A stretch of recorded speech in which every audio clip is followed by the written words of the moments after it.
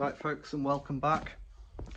So I'm doing a video today about inverters and basically a solar system. So I've had a few questions, people keep asking me questions, and whilst I don't mind answering the odd question, I'm kind of steering clear of giving people advice, because people do get offended when I give them advice, because my advice is honest and my advice is based on personal experience of living off grid for many years and various types of inverters and various systems.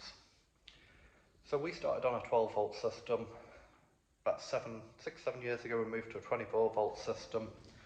It was one of these modern all-in-one inverters. So it's a combined, I call them a Chinese inverter. They're generally, most of them are made by the same company. They're sold through various companies. There's a company in England that claims they're made in Poland and various stuff. I don't want to get into a debate about inverters. There's a lot of people buying these, and people that buy them and then ask me questions don't generally like my response. I'm not a fan of them. I've had that, like I say, probably 6 or 7 years, and whilst it's an okay inverter, there's a lot of things that aren't very good about it. I think something that's trying to do everything does everything quite badly, rather than having specific components that do the job well. So that's an okay inverter. Its solar charging capacity was very poor. When we had the solar panels connected to it, the batteries were always flat. It just didn't do a very good job. So we bought a Victron 15070 solar charge controller. All of a sudden the batteries were brilliant. They were fully charged most of the year, apart from the poor winter months, and that was only on 1 kilowatt of solar. Again, when we were trying to charge the batteries in the winter using the diesel generator, initially using that big lister, we thought it was the hertz were too low on that, so we bought a step hill generator that I had for quite a few years. Again, although the amps it says that can charge per hour, like on battery charge and using a generator or using mains, if you've got mains, I think it's grossly overestimated. You know, to charge a 10 kilowatt battery, which would only ever go down to 50% DOD, so you're only putting 5 kilowatts into the battery, would take 9 or 10 hours using a 6 kilowatt diesel generator, and it was supping about a litre of white diesel an hour. So, you know, a lot of my comments are based on personal experience, and I'm sorry if that offends people, but I'm just not a fan of these inverters. There's a lot of people buying them, but I think the only thing is, initially they'll say, oh, they're great, especially if you turn them on in the summer. Yeah, they're great, they do everything. It saved me a lot of money buying a Victron, it saved me a lot of money buying different components, buying a buzz bar. Just ask their opinion in 5 years' time. I think if they're only being used intermittently in a little hut or in a garden shed or in a camper van, they're probably fine. But for proper off-grid use, running a dwelling, running a workshop, running sheds like we are, you need a proper system. So folks, I've shown this many times, and this is my system. So I have been accused of being a snob and not liking the all-in-one inverters because they're Chinese or wherever they're supposed to come from. It's not that I don't like them, it's like I've just said, I've had one. It's personal experience. I just don't think they're that good at doing everything. They may be okay if you're on a budget, but I think the longevity of these items, my personal experience, that inverter through there is broken, and I've tried to get people to fix it and nobody will touch it. Absolutely nobody will touch it. And I've took it apart and I could probably fix it myself, but my time and effort, I could just buy another inverter cheaper. And I know they're cheap, but they're cheap for a reason, you know. It's like buying a Lada or buying a Mercedes, you know. There's a reason there's Mercedes 40 years old running around in the UK and there's not that many Ladas about. So again, maybe that's a snobby comment, so I apologise for that. It'll probably offend some people. But this is my system, and it's a mixture, it's a mixed match. Most of it is second hand. Now, I've got this big inverter, the U-Power inverter, and so it's sold by U-Power, but most people know them as a power jack inverter. And I've had rude comments about that, or it's Chinese, and various things like that. It's not Chinese, it's made in, I think, Taiwan. But regardless, I bought that inverter when I was building this system, and I was really struggling for money, and I was struggling to get an inverter. I do now have a Victron as well, but that came up on eBay about 3 months after I bought that. Now, what I would say, if you're on a budget, I quite like that inverter. Maybe I shouldn't, but I just use that for running my workshop. The fan is noisy on it, I'll probably put a different fan. I can live with that. I think it cost me about £650 imported, including import duties. It took about a month to come. The box was a bit bashed, it wasn't that well packaged. The stickers aren't that good. I took it apart to fit it on the wall. I quite like the way the components are laid out. There's plenty of space in that box. The cooling fan is noisy, but it cools down. I've never had it trip out, I've never had it stop. I use it for air compressors, welders. One thing I've never been able to do up here before is weld off my inverter. That other inverter, although it's supposed to be 3 kilowatt and my welder doesn't use anywhere near that power, it's a tiny little inverter welder. You know, it uses about 1200 watts. That Chinese all-in-one inverter, every time I tried to weld it would trip. Don't know why, couldn't get to the bottom of it, but it didn't like the welder. It's supposed to be pure sine wave. I think they're a high frequency inverter. These are low frequency inverters, all of these. But this is another reason why I like this system. Yeah, so that's my system, and basically this system has been developed just through experience of living off grid, experience of doing it. Now, I've got a lot of sympathy for people that DIY their systems. I've done all this from very little knowledge. I do have electrical qualifications for my main job, but my experience of off-grid living, my experience of solar, wind turbines, generators, it's all self-taught. It's self-taught from reading books, and nowadays we've got YouTube, so obviously I do videos on YouTube, but I watch other people on YouTube. Somebody did ask me a question and ask for my opinion on their solar system a few weeks ago. They'd bought one of those all-in-one inverters and their solar wasn't charging it that well. And my comment was that they were using 2.5mm twin and earth between the solar panels and the inverter. And I said, look, you should really be using 4mm solar cable. And they'd asked for my opinion and they weren't very happy with the response. They said, no, you need to use twin and earth because it'll take 500 volts and DC cable only takes 12 volts, which shows a lack of understanding and a lack of forethought and maybe reading up on the subject. But this is why I do YouTube videos and I've got my opinions, but I try to not get into debates on Facebook and stuff, because there's basically a lot of know-it-alls out there that are asking for advice, but they don't like the advice when they get it off people that have a lot more knowledge than them. And I'm seeing this in our Facebook group, Living Off Grid in Scotland. We've got a couple of very knowledgeable people.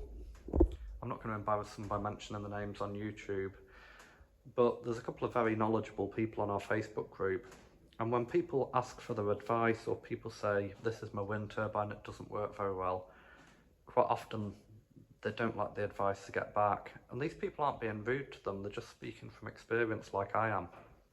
So when people say you need to be using DC cables between your solar panels and between your inverter, because the way AC power and DC power travels down the cables is different, and hence why, you know, one is a solid core cable and the other is wires that are tightly twisted, you know, to chuck the power back into the cable. You know, it's from knowledge of actually doing this. Okay, you can use 2.5mm twin and earth between your solar panels and your inverter.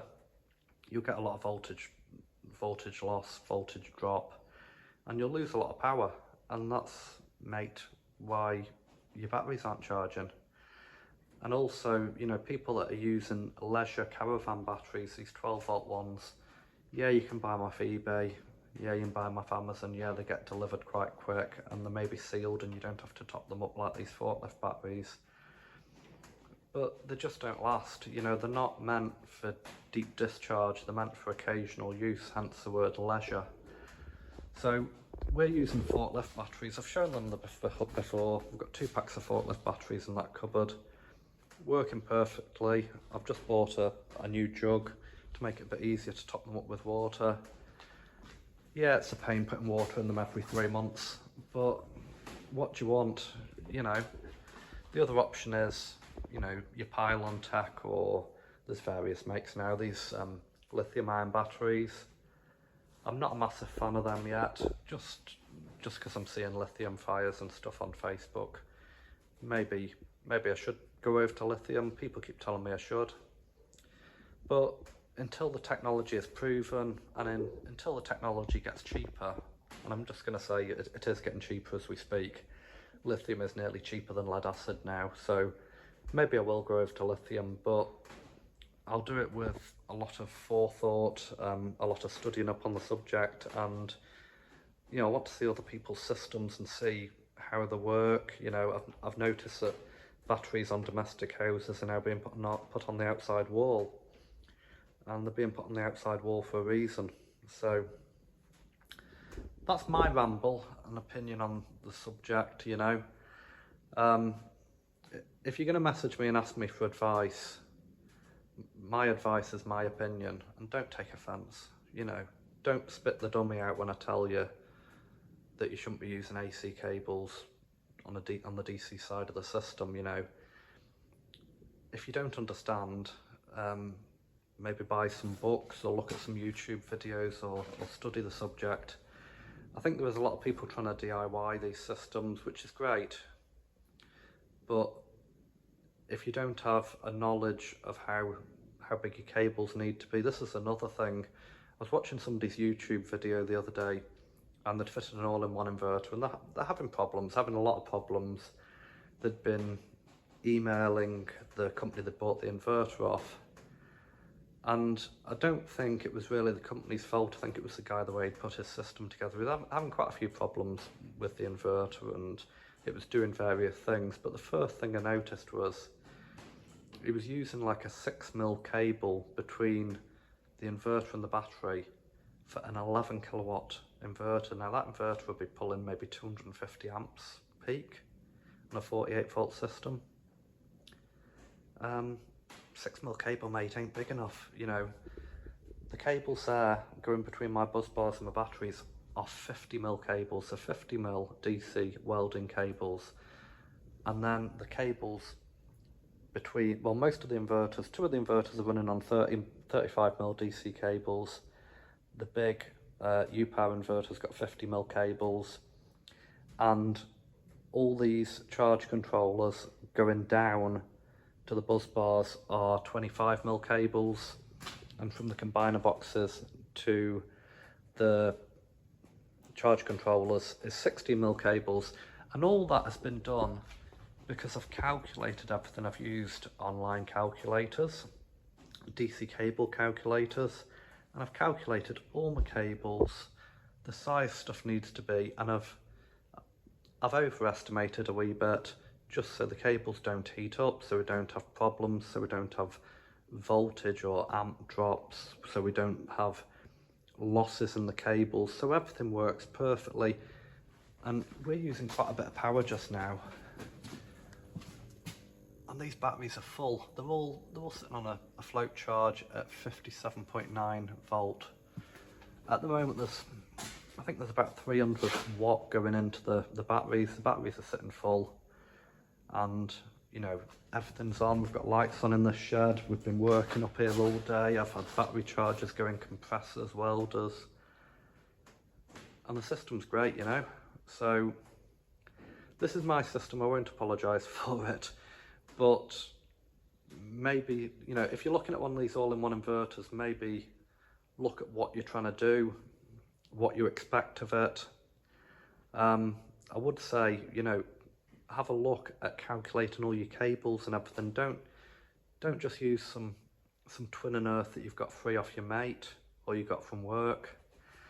And something I saw on a YouTube video yesterday was, now those are 1000 amp bus bars, those Victron bus bars, the 1000 amp. Now they're obviously that size for a reason, and I have seen bus bars glowing and melting. Don't use a tiny little bus bar that's meant for a camper conversion and then stick an 11 kilowatt inverter on it, because you're gonna have a fire. So that's about all for today. So just to ramble about inverters and just my opinion, you know, because people do keep messaging me, and they message me through one of our Facebook pages or message me privately on Facebook. They comment on these videos on YouTube and they ask my opinion, and then when I give them my honest opinion, they don't like it. They think I'm being rude, and I'm never rude to people. I never swear. I try to be as diplomatic as possible, bearing in mind that most people they're learning like we are. They're DIYing it. They're just trying. But you know, some of the advice I've got to give is from a safety point of view. If you're using like a 6mm cable between your inverter and your batteries, and you've bought an 11 kilowatt inverter, you're going to melt it, you know? You're going to have a fire. And if you're lucky, it'll just burn your shed down. If you're unlucky, it's going to burn your house down and your wife and kids. So, you know, our system's out in an outbuilding here, but you know, some people are sticking them under the stairs in the house and trying to be off grid. Some people are, I've seen people sticking inverters in the cupboard in a static caravan. Well, you know, we've got a static caravan and they're not very good. They're mainly made from ply, MDF. You know, a bit of a fire and they go up like. So, other things we've been doing, been playing with this pig of a tractor. This is a very rare tractor. It's a Massey 560, only one in the UK. Bought it 5 years ago because I really wanted another 500 series Massey. And what a lot of trouble I've had with it. It's only done 1200 hours since new. It's a bit dusty because it's been pushed in the corner here. I've had the engine stick twice, not seize but stick. There's a video on YouTube that you'll probably see. It stuck last year. With the stop out, I gave it a dump with the digger, with it in gear, in reverse. The stop jumped in. It started up and it went and got stuck in that hill up there, and there's a video of me running, pulling the stop out. It broke a fence. It's lucky it didn't kill anybody. It's not been used this year. I've got to get it out for topping, and I charged the battery up, blah blah blah, jump leads on it. Start motor was overheating, and the engine was stuck again. The way the front axle is on that, you can't get a socket on the pulley. There's not enough room, it's too tight. So I managed to tighten up the alternator belt, get a ratchet on the alternator, hold the belt down with a pry bar to put a bit more tension, and I got it turning round, and there's a rough spot, and I turned it around 6 or 7 times the engine, and I got it started, and luckily the clutch hasn't seized. But I think it's just the sea air, and I think that model should really have chrome liners, and the engine kit we got sent when we rebuilt the engine, when it cracked the piston rings last time from getting stuck, the unfinished liners. So nothing to do with being off grid, but this is some of the jobs we do in a week, and people say, oh, you've not got much done, you've not finished these jobs. No, I've spent what, 4, 5, 6 hours messing with the tractor, trying to get a blooming van started that won't start. Whack a plate and some hardcore ready for a load of concrete to go down next weekend. Anyway, on a lighter note, this is our YouTube channel. We've done loads of videos about living off grid. We've got a Facebook, not a page, it's a Facebook group called Living Off Grid in Scotland that you can jump on, join. 50-odd thousand members, and there's people similar to me, it's people with more experience than me that'll give you advice on your solar systems, planning permission, anything, any questions you want to ask on that group. Just please bear in mind, people are giving you their time, responding to you. So people that are constantly rude, cheeky, I've took to banning them off the group because I just can't be bothered with people that are rude and offensive and disrespectful to other people. You know, it's not nice. But hopefully you'll like and subscribe, ring that little bell, drop us a wee comment, and we'll see you next week.